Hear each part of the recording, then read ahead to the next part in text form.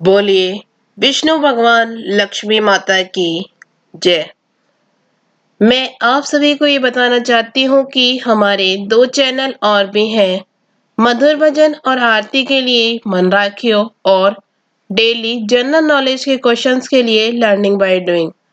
इन दोनों के link description box में दे दिए हैं, एक बार आप जाकर देखिएगा जरूर।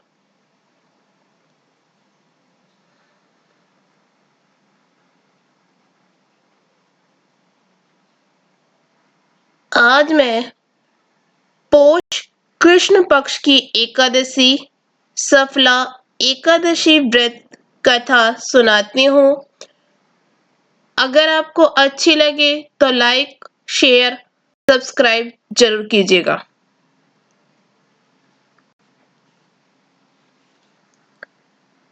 युधिष्ठिर ने प्रश्न किया, हे जनार्दन, पोष कृष्ण एकादशी का क्या नाम है और उस दिन किस देवता की पूजा की जाती है?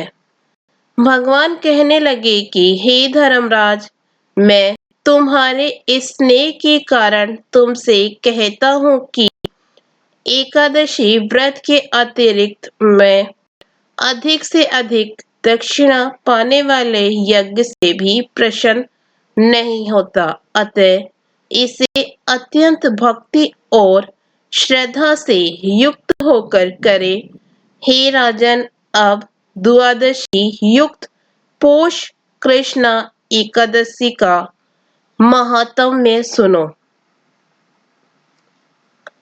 इस एकादशी का नाम सफला एकादशी है। इस एकादशी के देवता श्री नारायण है। विधि पूर्वक इस व्रत को करना चाहिए।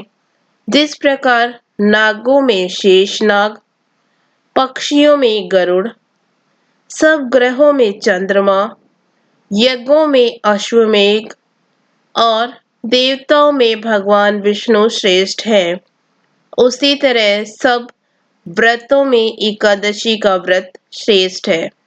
जो मनुष्य सदैव एकादशी का व्रत करते हैं वे मुझको परम प्रिय हैं। अब इस व्रत की विधि कहते हैं। मेरी पूजा के लिए ऋतु के अनुसार फल, नारियल, नींबू, नवेद आदि 16 चीजों से मेरी पूजा करें। रात्रि को जागरण करें। इस एकादशी के व्रत के समान यज्ञ, तीर्थ, दान, तप तथा और कोई दूसरा व्रत नहीं है। 5000 वर्ष तप करने से जो फल मिलता है उससे भी अधिक सफला एकादशी का व्रत करने से मिलता है। हे राजन, अब आप इस एकादशी की कथा सुनाइए। चंपावती नगरी में एक महिष्मान नाम का राजा राज्य करता था। उसके 4 पुत्र थे। उन सब में लुम्पक नाम का एक बड़ा पुत्र महापापी था। वह सदा पर स्त्री तथा वेश्यागमन और दूसरे बुरे कर्मों में अपने पिता का धन नष्ट करता तथा सदैव ही देवता, ब्राह्मण और वैष्णवों की निंदा किया करता था। जब राजा को अपने बड़े पुत्र के ऐसे कुकर्मों का ज्ञान हुआ तो उसने उसे अपने राज्य से निकाल दिया। तब लुम्पक विचारने लगा कि अब मैं कहाँ जाऊं, क्या करूं। अंत में उसने चोरी करने का निश्चय किया। वह दिन को वन में रहता और रात को अपने पिता की नगरी में चोरी करता तथा प्रजा को तंग करने और उन्हें मारने का कुकर्म भी करता। कुछ समय पश्चात सारी नगरी भयभीत हो गई। वह वन में रहकर पशु आदि मारकर खा जाता।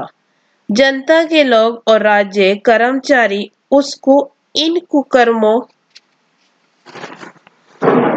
के कारण पकड़कर भी राजा के भय से छोड़ देते। उसी वन में एक अत्यंत प्राचीन विशाल पीपल का वृक्ष था। उसी वृक्ष के नीचे लुम्पक रहा करता था। इस वन को लोग देवताओं का कीड़ा स्थल मानते थे। कुछ समय पश्चात पौष कृष्ण पक्ष की दशमी के दिन वह वस्त्रहीन होने से शीत के कारण सारी रात्रि सो नहीं सका और उसके हाथ पैर अकड़ गए। वह रात्रि उसने बड़ी कठिनाई से व्यतीत की और सूर्य उदय होने से पूर्व वह मूर्छित हो गया। दूसरे दिन एकादशी को माध्याह्न के समय सूर्य की गर्मी से उसकी मूर्छा दूर हुई तो होश में आकर गिरता पड़ता वन में भोजन की खोज में गया, परंतु व्यथा के कारण जीवों को मारने में असमर्थ था। इस कारण वृक्षों से गिरे फलों को बीनकर अपने वृक्ष के नीचे आया। उस समय तक सूर्य भगवान अस्त हो गए थे। अतः उसने उन फलों को पीपल के वृक्ष के नीचे लाकर रख दिया और रोकर कहने लगा, भगवान, यह सब फल आपके ही अर्पण है, आप ही इनसे तृप्त होइए। उस रात्रि को दुख के मारे उसे नींद भी नहीं आई। इस उपवास और जागरण से भगवान अत्यंत प्रसन्न हुए और उसके सब पाप नष्ट हो गए। दूसरे दिन प्रातः समय एक अति सुंदर घोड़ा अनेक सुंदर वस्तुओं से सजा हुआ उसके सामने आकर खड़ा हो गया और इसी समय आकाशवाणी हुई, हे राजपुत्र श्री नारायण की कृपा से तेरे सब पाप नष्ट हो गए हैं। अब तू अपने पिता के पास जाकर राज्य प्राप्त कर। ऐसी आकाशवाणी सुनकर वह बड़ा प्रसन्न हुआ और दिव्य वस्त्र धारण करके भगवान आपकी जय हो ऐसा कहकर अपने पिता के पास गया। उसके पिता ने बड़ी प्रसन्नता से उसे समस्त राज्य भार सौंप कर वन का रास्ता लिया।